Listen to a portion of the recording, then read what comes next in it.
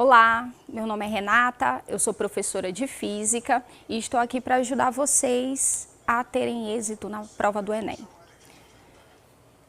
Vamos falar hoje sobre o momento de uma força. Então, vamos imaginar que você precise colocar algo em rotação, você precisa fazer com que algum objeto gire. Temos aqui a figura de uma pessoa precisando trocar um pneu. Para você conseguir tirar esse parafuso dessa roda, você precisa da chave de roda. Essa chave de roda, ela serve de alavanca para você conseguir colocar esse parafuso em rotação. Então, se você, com a sua mão, tentasse tirar esse parafuso, você não iria conseguir. Por isso, você precisa aplicar uma força nessa alavanca, em uma alavanca, para você conseguir esse poder de rotação. E por que será que nós precisamos de uma determinada distância desse local que eu quero fazer esse giro para aplicar essa força, para conseguir esse poder de rotação? É por isso que a gente vai falar de momento de uma força, no próximo slide. Nesse slide aqui, ele nos mostra o que é a definição, de um momento de uma força. É a grandeza física que representa esse poder de provocar uma rotação com essa força em torno de um ponto. Então, além desse momento de uma força, ele também é conhecido como torque, o momento de uma força, essa grandeza física também é conhecida como torque, como equilíbrio de um corpo rígido. E nós podemos ver nessa chave aqui, tenho também uma chave com um parafuso. O parafuso ele representa o eixo e eu estou aplicando uma força em um determinado ponto, como a própria definição de momento de uma força diz. Em relação a esse momento de uma força, eu preciso aplicar uma força em determinado ponto, então esse F representa o nosso vetor força. Essa força ela tem que ser aplicada a uma determinada distância do meu eixo, já que eu preciso de uma alavanca para isso acontecer. E aí, essa distância eu chamei de D, que é o meu vetor posição do ponto de aplicação dessa força. E entre essa distância que eu tenho do meu eixo e aonde eu estou aplicando a força, eu tenho um ângulo, o ângulo θ. Esse ângulo ele é entre esse vetor posição com a força que eu estou aplicando. Com isso, nós conseguimos calcular o momento de uma força através da fórmula. O módulo da força multiplicado pelo módulo do vetor posição multiplicado pelo seno de θ, sendo θ o ângulo entre esse meu vetor posição e a minha força. As unidades de medida a unidade de medida desse momento de força é em Newton multiplicado por metro. Continuando nessa fórmula, a gente já viu que para conseguir rotacionar um objeto, a gente precisa de uma força e precisa que essa força seja aplicada a uma certa distância dessa alavanca. E multiplicado pelo seno de um ângulo. O quanto esse seno é importante? Se eu tiver um ângulo, o seno desse ângulo, se o ângulo ele for na mesma direção e no mesmo sentido que esse vetor posição, esse meu vetor D, o meu ângulo ele é zero. Sendo assim, o momento da minha força ele é nulo, já que qualquer coisa multiplicado por zero vai dar zero. Se esse ângulo ele for 180, ou seja, a minha força ela está na mesma direção, mas em sentido oposto ao meu vetor posição. Também o momento de uma força vai ser igual a zero. Por quê? Porque o seno de 180 é zero, e aí qualquer coisa, como eu falei para vocês. E aí o que acontece? Imaginem aí você tentar tirar um parafuso, desparafusar algo e você aplicar uma força nessa mesma direção. Você vai conseguir fazer um movimento de rotação? Não vai. Então, por isso, a melhor e maior força, o melhor momento de força, maior momento de força que você pode fazer é tendo um ângulo de 90 graus, ou seja, quando esse vetor força ele está perpendicular a esse vetor posição. porque θ de 90 θ de 90, o seno de 90 é igual a 1, e aí eu tenho um momento de força máximo, tá? Voltando para a figura anterior, a primeira figura que nós temos, que é esse eixo de rotação, lembrando aí o eixo de rotação, uma distância d, um vetor de distância d, da onde eu estou aplicando essa força. Outra forma da gente calcular, da gente ter essa fórmula para calcular o momento de uma força, é se você tiver uma linha de ação, porque qualquer vetor, ele tem uma linha de ação. Essa é a minha linha de ação de força. E através dessa linha de ação de uma força, você conseguir encontrar a reta mais próxima ao meu eixo.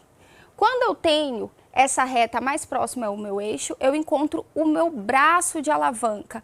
Qualquer momento de uma força tem um braço de alavanca, e nesse braço de alavanca é representado pela letra B, e ele tem que ter um ângulo de 90 graus em relação à linha de ação da minha força.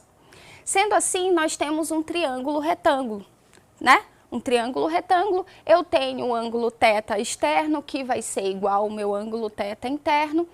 Fazendo o seno desse ângulo, nós encontramos o cateto oposto dividido pela hipotenusa, ou seja, o seno de θ agora vai ser B dividido pela minha distância, né, de rotação, o meu ponto de rotação.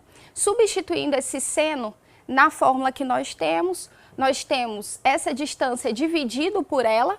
Então, nós cortamos e aí o momento de uma força pode ser igual ao módulo dessa força multiplicado pelo braço dessa alavanca. Essa é outra forma que nós temos de também calcular o momento de uma força.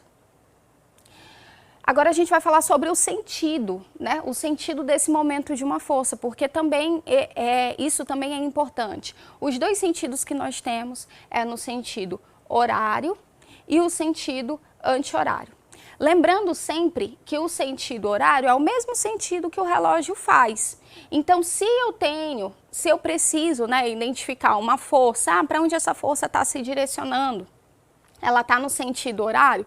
Imaginem você abrindo uma torneira. Quando você abre uma torneira, você faz o sentido horário ou anti-horário. Quando você abre a torneira, você faz o sentido horário. Quando você fecha, aliás, quando você abre a torneira, você faz o sentido...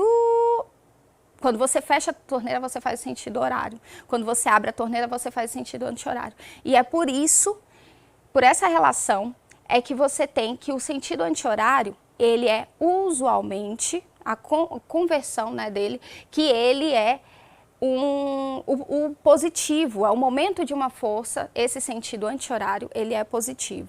O sentido horário, ele vai ter o momento de uma força negativo. Para a gente conseguir, mas como eu não estou conseguindo visualizar se essa força está no sentido horário ou anti-horário, você pode fazer uma semicircunferência na reta, né, desse braço da alavanca com a linha de ação e identificar, colocar essa força nessa semicircunferência, imaginando o seu eixo como centro, né, dessa circunferência. Aqui a gente consegue identificar que essa força ela está fazendo um sentido anti-horário, ela está indo para cima. Então, esse momento de uma força, ele tem o sinal positivo. Agora a gente vai fazer um exercício, tá? Dois garotos, eles decidem brincar em uma gangorra usando uma prancha de madeira de massa igual a 30 kg e 4 metros de comprimento, sobre um apoio conforme mostra a figura. Tá aqui a figura, e sabendo que um dos garotos tem 60 kg e o outro tem 10, qual a distância em metros do apoio à extremidade em que está o garoto de maior massa? Ele quer saber justamente essa distância aqui, qual é o valor dessa distância. A gente consegue visualizar, né, que essa rampa, aliás, o apoio dessa rampa ali não está no centro. Por que ele não está no centro? Porque o equilíbrio, para existir equilíbrio entre esses dois garotos que têm pesos diferentes, que têm massas diferentes, eu preciso colocar esse apoio um pouco mais próximo, né, do garoto que é mais pesado. Então, Analisando aqui a figura, eu já desenhei as forças que nós temos atuando nesse sistema.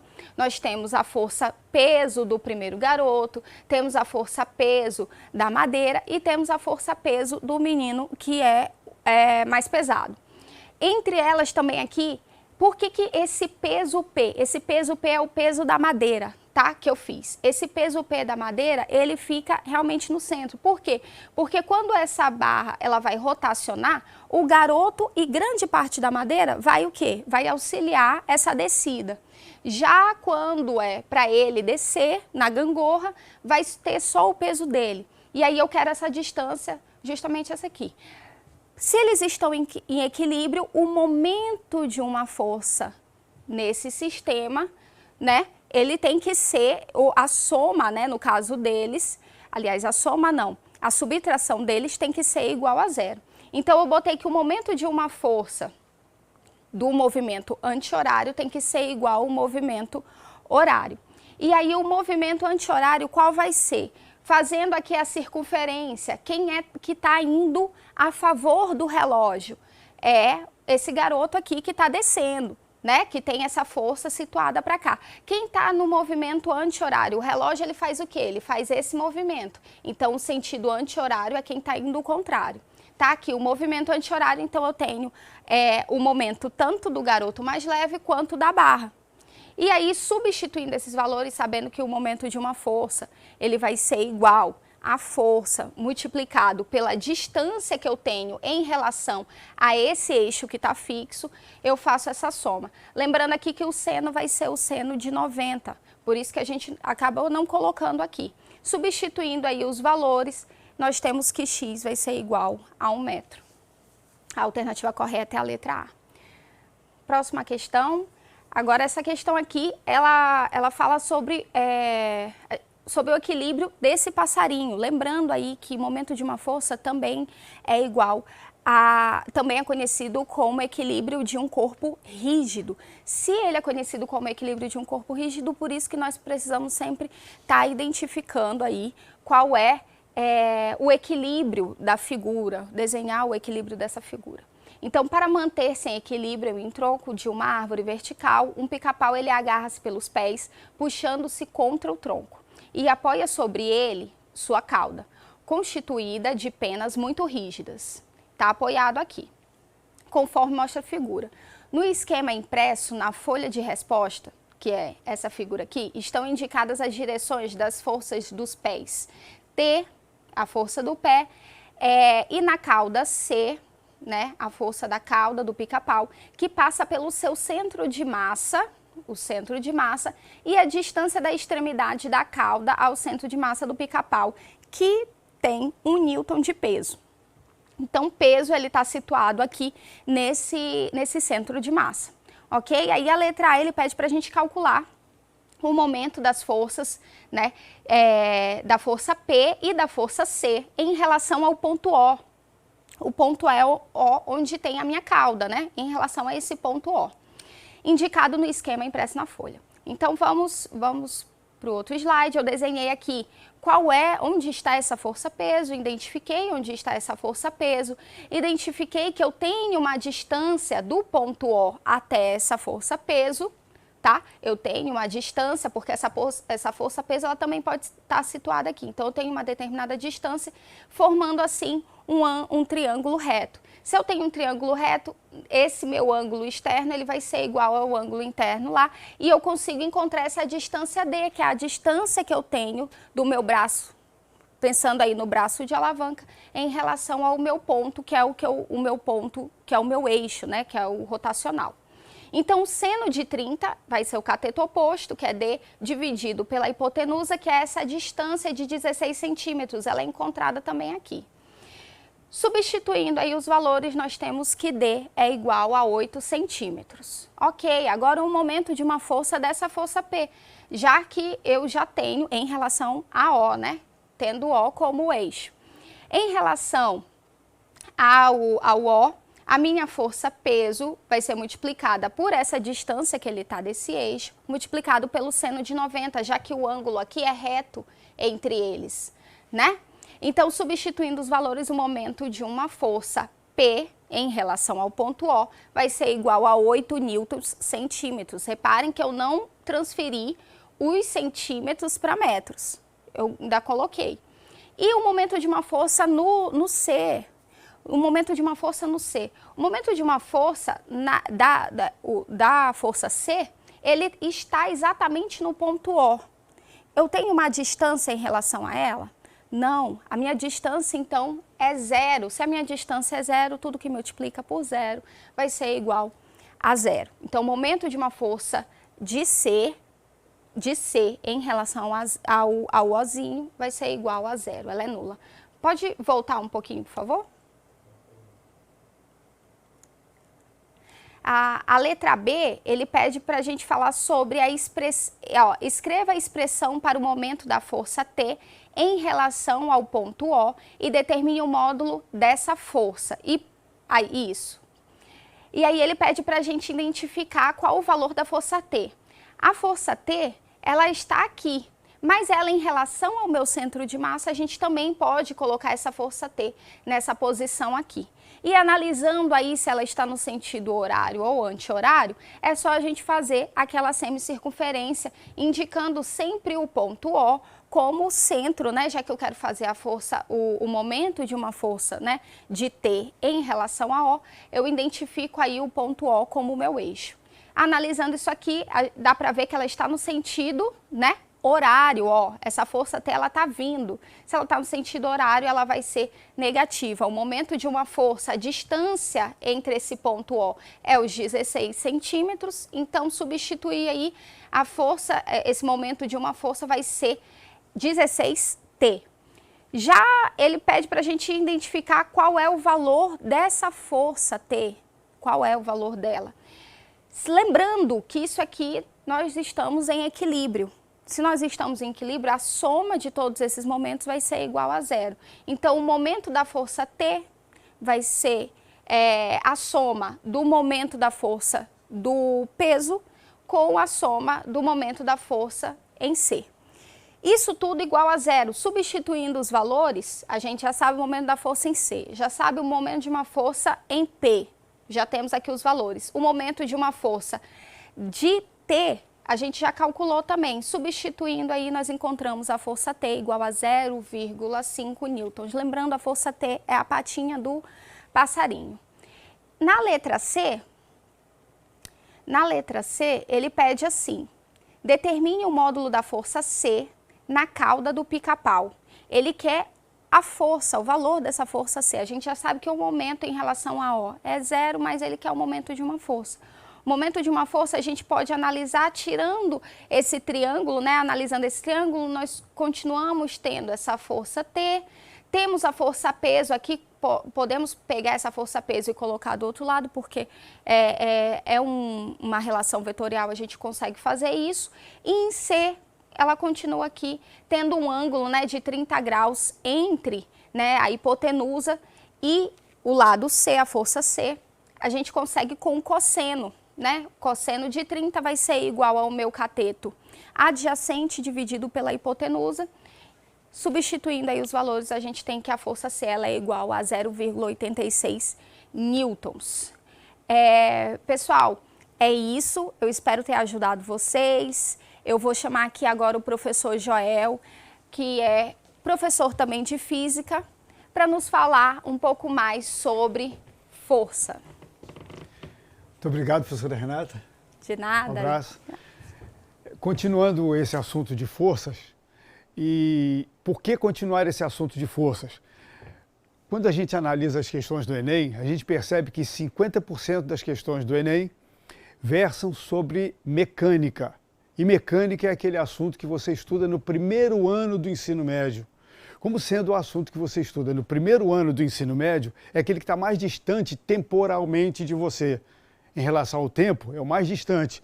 Portanto, a gente vai voltar a falar algumas coisas que você já estudou no primeiro ano e já tem estudado em algum pré-vestibular, ou se não estudou, preste bastante atenção e eu vou continuar o que a professora Renata estava falando. Ela falou sobre força rodando, fazendo rotação.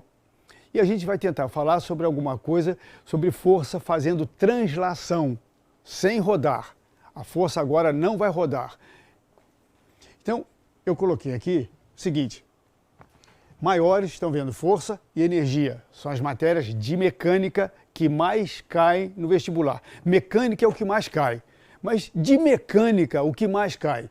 Força e energia. Ah, pode cair outra coisa? Claro que pode. Pode cair punhados de outras coisas. Mas vamos ver o seguinte. Adiante, para organizar isso tudo, nós temos as leis de Newton, que organizam essas forças translacionais, não rotacionais. A terceira lei de Newton, que está aqui, não por acaso por último, ela diz que se a gente, um corpo, várias forças estão atuando no corpo. A soma das forças de ação é exatamente igual à soma das forças de reação. Ou seja, ação igual a reação, ação igual a reação. Então, parece esquisito. Por exemplo, se eu pegar uma pedra, jogar numa vidraça, a pedra passa pela vidraça e quebra a vidraça. Ora, então quer dizer que a pedra faz uma força maior na vidraça do que a vidraça na pedra. Errado. As forças são iguais. A pedra faz uma força no vidro igualzinha à força que o vidro faz na vidraça. Você fala, não é possível. Como o vidro se quebra e a pedra não? Isso vai da resistência do material. O vidro é feito de sílica, tem uma baixa resistência. Já a pedra não. A rocha não. Por isso um se quebra, outro não se quebra por ação do mesmo módulo de força. Já a primeira lei de Newton diz o seguinte: se você pegar um corpo, separar as forças que atuam nele, você fala, como é que a gente faz isso? A gente vai ver já em alguns exemplos. Você separar as forças que atuam nele, você vai verificar o seguinte: se as forças que atuam nele for zero, não vai haver aceleração. E o que a aceleração faz? Modifica a velocidade de um corpo. Tá, então não vai haver modificação da velocidade de um corpo. Antigamente, antes da Revolução, lá do século XVI, pensava-se o seguinte, que um corpo muito veloz tinha que ter uma grande força atuando nele.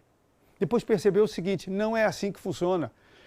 Um corpo, se não mudar a velocidade, ele pode ser muito veloz ou pouco veloz, ou até mesmo estar parado, que a força resultante é zero.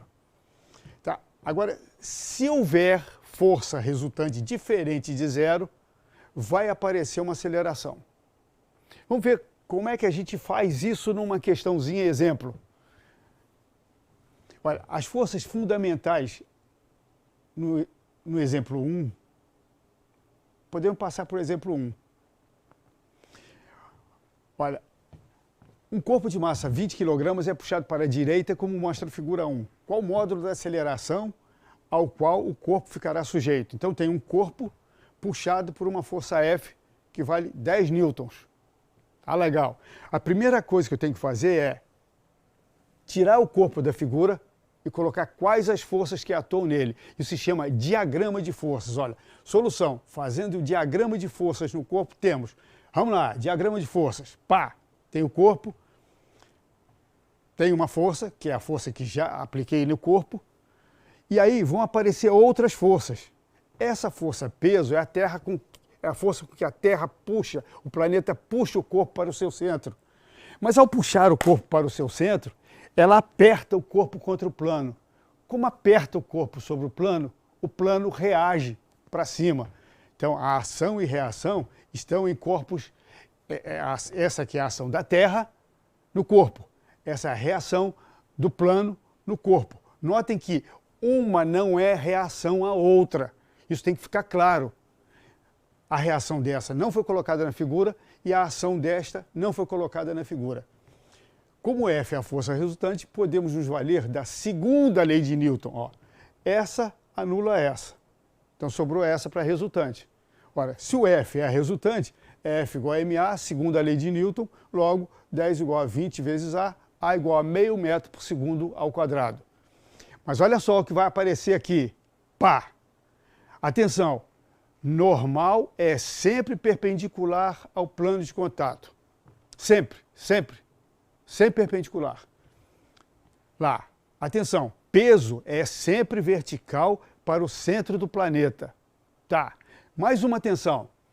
F resultante e aceleração terão sempre mesma direção e sentido. Você tem que guardar isso, não tem jeito.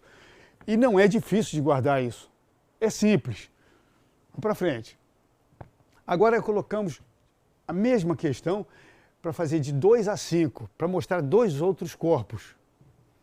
Olha só, corpo B, A e corpo B, puxados por uma força de 20 newtons e dizendo assim, 2 blocos A e B, atados por um fio inextensível e de massa desprezível, repousam em uma região cujos atritos com uma superfície plana e horizontal são respectivamente 0,10 e 0,80. Beleza. As massas de A e B valem nesta ordem, 2 e 10. 2 kg, 10 kg. O corpo B é puxado para a direita por uma força de módulo 20 newtons. Sabendo que estavam em repouso antes da atuação da força F, vamos às perguntas. Quanto vale a tração no fio que une os corpos A e B? Tá, eu quero a tração no fio que une os corpos A e B. É uma outra força, olha, já vimos peso. O peso é sempre vertical para o centro do planeta. Se você estiver na Lua, Lua não é um planeta, mas vai estar vertical para o centro da Lua. Se você estiver em Júpiter, vai estar vertical para o centro de Júpiter, mas você é um terráqueo, então está no centro, está para o centro da Terra. Tá? E a reação normal, se eu apertar aqui com o dedo, ó, para trás, esse plano azul vai reagir no meu dedo para frente, sem problemas.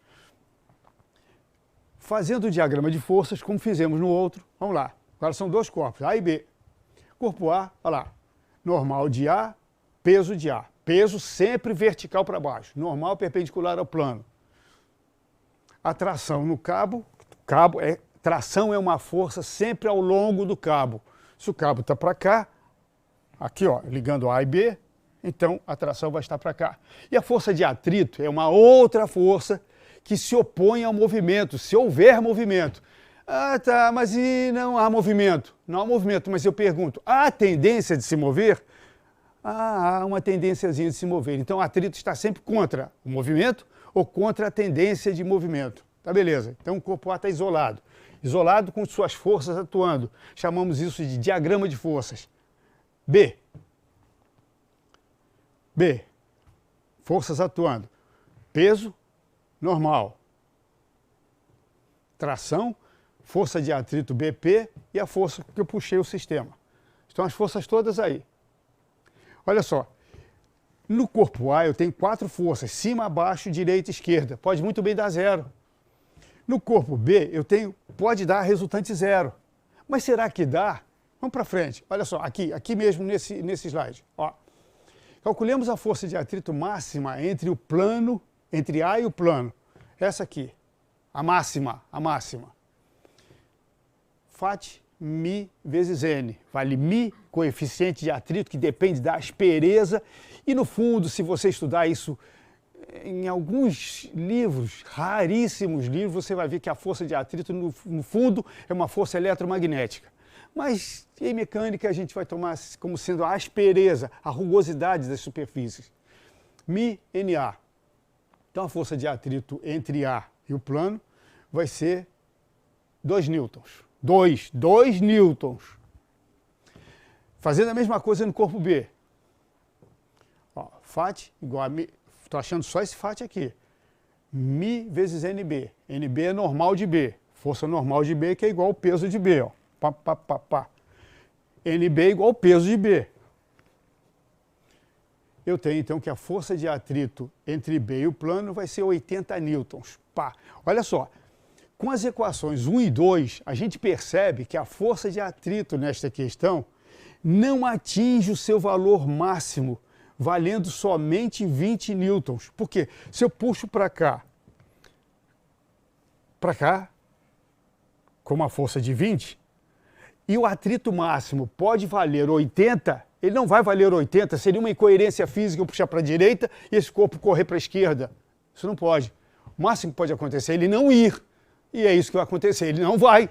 Então eu puxo para cá com 20, ele não vai porque a resultante é 0. Então para lá vale 20. Então a resposta 20, 20. Logo a tração, essa tração que está aqui vai ser 0. Não vai haver tração no cabo. Não vai haver tração no cabo porque o atrito prende o corpo B do solo. e ainda, entre aspas, vai sobrar força. Pá. Resposta letra D. Lá a questão pedida. Seguinte. Exemplo 3. Considerando o exemplo anterior, tá? Quanto vale a aceleração do corpo B em metros por segundo ao quadrado? Solução. Como teremos duas forças de igual módulo, 20 e 20, só na horizontal, 20 e 20, a resultante vai ser zero. Se a resultante vai ser zero, que lei de Newton eu uso? Terceira eu sempre uso. Segunda ou primeira? Primeira, que diz que a resultante é zero. Quando a resultante é zero, o que acontece com a aceleração? Também é zero. Resposta, zero. Seguindo. Considerando o exemplo 2, quanto vale a força de atrito entre B e o plano? Entre B e o plano. Vamos lá. Apesar de termos achado a força máxima de atrito entre B e o plano 80 newtons, nesta específica questão, olha, presta atenção, eu fiz a conta e achei 80. Tudo certinho, as contas não estão erradas, achei 80. Mas nessa questão, ela só vale 20. Ó. E, como visto, portanto, a força de atrito entre B e o plano valerá 20 newtons. 20 newtons, resposta letra C. Entenderam por que vale 20? Porque ela poderia valer 80, foi o que eu achei. Mas ela não vai valer 80, porque ela se opõe ao movimento. Há movimento? Não. Há tendência de movimento? Também não, o corpo está parado. Quando eu puxo com 80 e a força máxima de atrito é 80 e eu puxo com 20, a força de atrito vai valer 20. 5. Considerando o exemplo 2, calcule a força de atrito entre A e o plano. Solução. Apesar de termos achado que a máxima força de atrito entre A e o plano vale 2 newtons, lá, aquele corpo de trás, vale 2 newtons, nessa questão, o corpo A não se movimenta, uma vez que a tração não exerce força nele. Quer dizer, não há tração. Se não há tração, era a força que estava puxando para a esquerda. Se não há tração, a força que puxa para a esquerda, logo, a força de atrito, que poderia valer no máximo 2, vai valer 0. 0, resposta letra E. Estão prestando atenção? E a gente podia ficar o dia inteiro fazendo questões, ou uma banca fazendo questões sobre o mesmo enunciado. Tá. Aqui é simplesmente um repeteco do que a gente colocou lá na frente. Agora eu vou dar um pulo aqui, botar o pé aqui como se eu quisesse pular uma poça d'água, botar o pé aqui para chegar em energia. Eu vou botar um pé em trabalho mecânico para chegar em energia. Então olha só, a gente viu que força produz aceleração e que aceleração modifica a velocidade. E que velocidade, isso a gente não viu não, está vendo agora. E que velocidade é uma grandeza que está relacionada à modificação de posição no intervalo de tempo. E posição é distância, um referencial. E referencial é o que você escolhe. Você escolhe, a menos que a banca peça. Escolha o referencial Sol. Se a banca não escolher, você escolhe. Tá? E qualquer referencial que você escolher vai ter que dar certo. Então, agora indo para frente, de força para frente, o assunto seguinte é trabalho mecânico. Quando eu faço força, eu posso fazer força em alguma coisa, em uma pedra, um bloco de pedra de 1 tonelada. Apoiado no plano. Faço toda a minha força nesse bloco de pedra de 1 tonelada. Só para você ter uma ideia do tamanho disso que está aí, seria do tamanho da geladeira da sua casa. Mas de pedra, maciça. Vou empurrar isso. Eu vou empurrar e não vou conseguir mover. Situação 2. Eu pego a sua geladeira, a geladeira da sua casa do mesmo tamanho, pinto como se fosse pedra, para me enganar, e vou empurrar aquilo lá. Fazendo a mesma força. Isso deve ter acontecido com você. Você vai pegar um corpo e acha que ele é muito pesado. E você dispensa para aquilo muita força. Vum, aquilo levanta rapidinho. Então, se eu for empurrar essa geladeira, ela vai se mover. Essa geladeira é de isopor. Então, quando eu faço força e consigo mover o corpo, então estou realizando o chamado trabalho mecânico. Trabalho mecânico é quando a gente faz força e a força consegue mover o corpo. Movimentar o corpo. de forma não rotacional, como a professora explicou, de forma translacional. Tá legal. Aí é o seguinte, eu desloquei o corpo de A até B. Exemplozinho simples, porque não é exatamente isso que eu quero dizer. Imagine que na figura o módulo da força F seja igual a 8 newtons. Tem 8. E o deslocamento produzido por ela valha 5 metros. Quer dizer, ela deslocou o corpo em 5 metros. Quanto vale o trabalho mecânico realizado pela força no referido deslocamento? O trabalho mecânico vai valer trabalho mecânico igual a força vezes o quanto deslocou. Isso aqui é uma consequência, um corolário da segunda lei de Newton.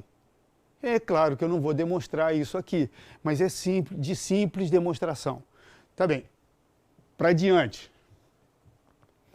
Olha aí, agora sim, agora começou a... Isso cair no vestibular, mas muito. Tanto ondas como energia. O que é energia? O que é energia? Eu preciso saber, não adianta decorar a equação do que é energia se eu não sei o que é. Energia é a capacidade que um sistema tem de realizar trabalho mecânico. Por exemplo, minhas células têm energia, porque eu almocei, porque eu jantei, porque você tomou café da manhã, porque você tomou café à noite, você fez alguma coisa, você se alimentou.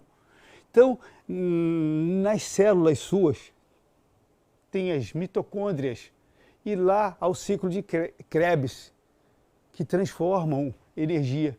Para quê? Para que eu fale para você ouvir, para que eu movimente minhas mãos, para que eu movimente meus braços. Então está acontecendo que eu sou um sistema que possui energia. Possuo energia porque eu realizo o trabalho mecânico. Certo? Tá, beleza. Aqui, mas eu preciso, de repente, transportar energia. Eu tenho alguns tipos de energia que são transportadas Brasil afora. E a gente tem lido em jornais, ouvido na mídia, a grande mídia e todas as mídias possíveis, que o que tem acontecido é que a gente está com crise de energia. Lâmpadas não podem ficar muito tempo acesas. Chuveiro, se você tem um chuveiro na sua casa de 8.000 watts, saiba que aquela potência é potência de inverno. Então, seria muito bom, e você sabe também que se você abrir muito a torneira, a parte hidráulica, você consegue resfriar mais a água com 8.000 watts, porque o fluxo de água é maior, a massa de água é maior. Então, você tem que pegar aquela potência, aquela quantidade de energia e entregar para mais massa de água. Então, a variação de temperatura não será tão grande para cada partícula de água. Então, interessante seria, como economizar então? Eu vou tomar banho frio? O ideal seria. Tá, mas você não tomar banho totalmente frio, com água a temperatura ambiente, você faria o seguinte, colocaria no verão. Quando você coloca no verão, você pegou o chuveiro de 8.000 watts e jogou para 4.000 watts, metade. Estou supondo, chutando, tá? 4.000 watts. Então, você toma banho no mesmo tempo, e joga para lá, mas eu quero tomar na mesma temperatura. Tá legal, no mesmo tempo, mas na mesma temperatura, com chuveiro com potência metade. Aí eu abro menos a torneirinha. Então, a parte hidráulica vai sair menos água, menor massa de água, porque eu tenho menor quantidade de energia para entregar para essa menor quantidade de água. E a variação de temperatura vai ser a mesma. Beleza? Beleza. Então, isso aqui é uma onda. Isso é uma onda. Onda é um transportador de energia. Então, quando você está numa piscina de águas tranquilas, você começa a bater o pé, você forma ondas, ondulações, abalos periódicos que se propagam, levando aquela energia de bater pé de um lado para o outro da piscina. Como se dá isso? Ondulações. O que eu fiz aqui? Puxei, aqui é a posição de equilíbrio. Puxei a mola até aqui, larguei. Ela ficou, ó, Toim, toim, toim, toim, toim, toim, toim, toim, toim. Enquanto isso, uma maquininha motor, a velocidade constante, velocidade angular constante, foi puxando um papel por aqui, ó. E foi imprimindo essa onda senoidal. Está claro que você já viu um eletroencefalograma ou um eletrocardiograma, já viu que a coisa não é tão senoidal assim. É porque são impulsos elétricos que fazem aqueles picos, faz isso aqui virar um pico, assim. Isso aqui um pico, assim. E por esses picos, os médicos dizem se você tem alguma coisa no coração ou no cérebro, em algum lugar. Tá. Para diante. Espira. Como é que eu vou fazer isso? Eu tenho uma espira aqui, ó. Espira é você pegar um condutor, enrolar um condutor e botei uma lâmpada nele. Botei uma lâmpada nele. Aqui está aberto. A lâmpada está apagada. Beleza, tranquilo. Olha o que a natureza faz. A natureza que te cerca, que me cerca, que cerca todos nós. Olha só o que perceberam. Perceberam que a eletricidade e o magnetismo tinham muito a ver, intimamente relacionados. Então, quando eu aproximo isso que está aqui, eu aproximo isso, norte, sul, aproximo para cá, significa que eu vou gerar uma polaridade norte nessa espira. Aí eu pego minha mão direita é essa que está aqui, e seguro a espira. Ó, ela é polo norte, então está saindo. É um vetor saindo de dentro da espira. Quer dizer que a corrente elétrica está no sentido anti-horário, como explicou a professora no momento de força. Aqui não é momento de força, mas eu terei corrente elétrica aqui que vai acender a lâmpada sem pilha. Você não comprou pilha, nem ligou na tomada e a lâmpada acende. Aí quando você tentou tirar o norte, aí isso aconteceu só quando eu aproximei o norte. Aí você tenta tirar o norte. Puxa o norte! A espira não quer que o norte saia. A natureza produz isso. Então ela vai ser sul. Se ela é sul, o vetor está entrando. Se está entrando, ó. Entrando na espira. A corrente é assim, ó. Sentido horário. Aquele é sentido anti-horário. E esse aqui é sentido horário. Beleza? Beleza. As duas lâmpadas vão ficar acesas. Continuando. Aqui o ciclo da água. Olha só. Para haver energia tem que ter trabalho mecânico acumulado. Beleza. Ó. Mar. Evaporação, que se deu no mar. Vento para lá. Isso tudo é força. Força produzindo deslocamento nas gotículas de água. As gotículas de água vêm para cá. Batem aqui nos Andes. E tem gelo, neve e água que torna para cá, formando rios. Aí o que se faz? Em vez de eu ficar segurando um imãzinho pequenininho para acender o Brasil inteiro, em vez de ficar fazendo assim com um imãzinho, ó, pá, não faço isso. Eu coloco isso, represo uma água, um rio, e deixo que a água caia. No que a água cai, eu construo como se fosse cataventos. Por favor. Que seria exatamente isso que está aqui, ó. A água passa por aqui, roda isso que está aqui.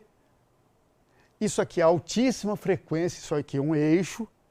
Aqui tem um estator, que seriam ímãs à volta, e aqui eu tenho espiras. Ou seja, espira ao redor de ímã, ou ímã ao redor da espira. Espira ao redor de ímã, ou ímã ao redor da espira. Então, eu misturo eletricidade e magnetismo. Misturando eletricidade e magnetismo, a gente resolve o problema. Resolve o problema de transformar energia hidráulica, nesse caso aqui hidráulica, para energia elétrica. Certo? Se eu tiver exatamente isso que está aqui, essa maquininha que está aqui, mas eu não tiver rio, então eu coloco em outra posição e coloco pás de 80 metros de comprimento para captar vento. São as usinas eólicas. Elas captam vento fazem esse movimento aqui, o vento é só para fazer isso que está aqui, ó, rodar. É claro que elas não vão ser colocadas no chão, vão ser colocadas a alguma altura. Elas vão fazer isso, vão girar e vão girar o estator dentro do rotor ou vice-versa, e eu terei transformado a energia do vento em energia elétrica. Então todas as energias que você tem por aí, todas elas são isso que está aqui, excetuando, parece até que excetuando a nuclear. Não, nem excetuando a nuclear. Porque a nuclear vai fazer o seguinte, ela vai esquentar a água por radioatividade, aquilo vai aumentar o volume porque vai virar pressão, aumenta a pressão, tchum, e o gás é largado aqui a altíssima pressão. Gira aqui, dentro de um gerador, e o gerador vai gerar energia elétrica. Sem nenhum problema de radioatividade para as vizinhanças, para o entorno. Então é isso que se quer. É isso que se quer e é isso que se tem problemas.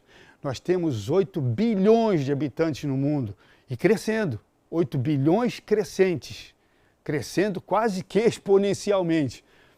Se essa quantidade de pessoas vai crescendo e todo mundo quer energia, eu quero energia, porque eu não vou subir de escada para o 20º andar, eu quero um elevador.